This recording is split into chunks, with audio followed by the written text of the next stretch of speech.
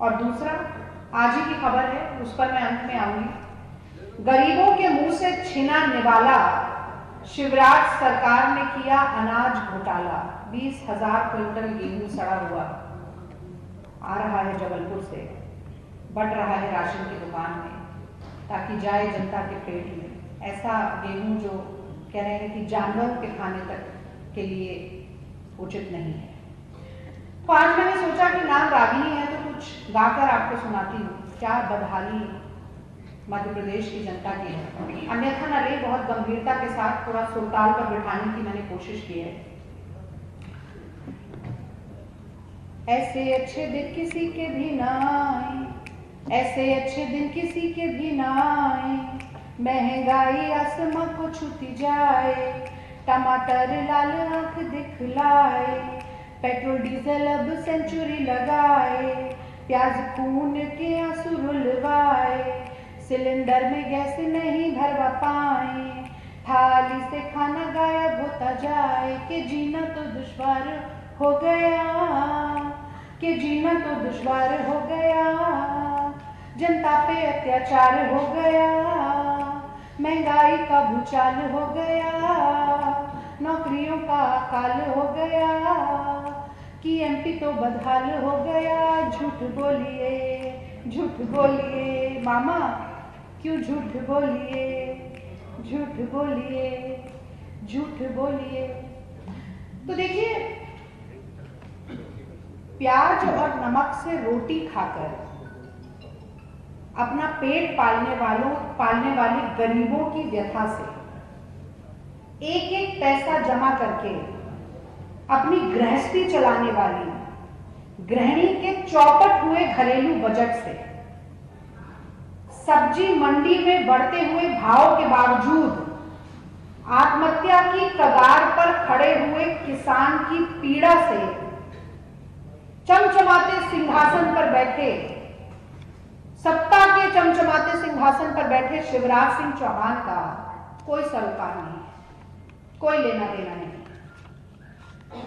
एक कांग्रेस का समय था जब बटुए में पैसा लेकर जाते थे और थैला भर सामान लेकर आते थे, और अब भाजपा का शासन है, चाहे केंद्र की बात करें चाहे मध्य प्रदेश की बात करें, कि सूरत हाल ये हो गया है कि अब थैला भर पैसा लेके जाएं और बटुए में सामान लेकर आए। मुझे याद है मोदी जी ने कहा था एक बार कि टमाटर चीन को हम लाल आंख दिखाएंगे। मोदी जी ने कहा था कि चीन को हम लाल आंख दिखाएंगे। चीन का तो पता नहीं, वहां तो झूला झूल रहे थे मोदी जी, पर 200 रुपए के पार जाकर टमाटर ने जनता को लाल आंख दिखाना जरूर शुरू कर दिया है। आज जब हम ये प्याज की माला बनवा रहे थे तो ये जानकर और समझकर बनवा रहे थे कि हमारी जो पीसीसी का बजट है वो कुछ दिनों के लिए हिल जाएगा इतनी ये माला पहनने में, बहुत भारी माला है। अभी आप अगर हम जब उतारेंगे तो आप उठाकर देखिएगा। तो आज 80-90 रुपए किलो जो प्याज मिल रही है वो जनता को खून के आंसू रुला रही है। और बहुत जरूरी है कि चिर निद्रा में सोए हुए मुख्यमंत्री शिवराज सिंह जी को जगाया जाए और उन्हें ये याद दिलाया जाए कि प्याज के दाम में जब उछाल आता है तो वो तख्तो ताज उछाल देने का मादा रखता है।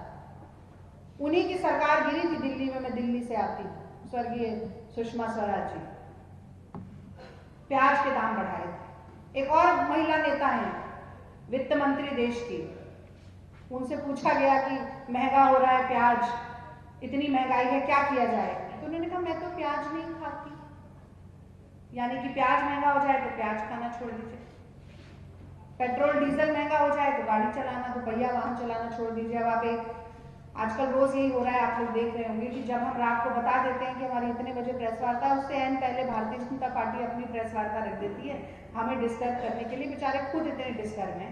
तो आप सोच लीजिएगा कि वो तो कह देंगे आपसे कि पेट्रोल डीजल महंगा हो रहा है, उस प्रेस वार्ता से यहाँ पर अपना कैमरा ट्राइपॉड सब उठाकर पैदल चलकर आइए या साइकिल पर आइए, हाँ, क्योंकि वो नहीं चला सकते। तो तमाम ऐसी बातें आपको सुनने के लिए जरूर मिलेंगी। एक तरफ तो शिवराज सिंह कहते हैं लाडली हैं बहन बेटियां, और दूसरी तरफ चौतरफा महंगाई की मार से उसी लाडली बहन और बेटी के जीवन का मजाक बनाकर रख दिया है। मैं भी आपसे चाहूं तो मैं खुदरा महंगाई दर थोक महंगाई दर की बात कर सकती हूँ। कह सकती हूँ कि जब देश में महंगाई दर 7.79 थी, तब मध्य प्रदेश की महंगाई दर 9% से भी ज्यादा थी, औसत से ज्यादा। लेकिन महंगाई सिर्फ आंकड़ों का विषय नहीं है, अर्थव्यवस्था का विषय नहीं है। ये हर व्यक्ति के दैनंदिन जीवन पर प्रभाव डालने वाला एक बहुत ही गंभीर मुद्दा है। और जिनको आप लाडली कहते हैं, सबसे ज्यादा उन्हीं के जीवन को मुश्किल बनाने का काम करती है। क्या शिवराज सिंह ये नहीं जानते कि अगर घर में खाना कम बनता है तो वो महिला ही है जो एक रोटी कम खाती है, वो महिला ही है थोड़ी सी ताजा सब्जी बना देगी, बासी सब्जी से खुद खाना खा लेगी, सब्जी नहीं है तो अचार से खा लेगी, और अगर खाना ही नहीं है तो पानी पीकर सो जाएगी, अपने बच्चों को पहले खाना खिलाएगी।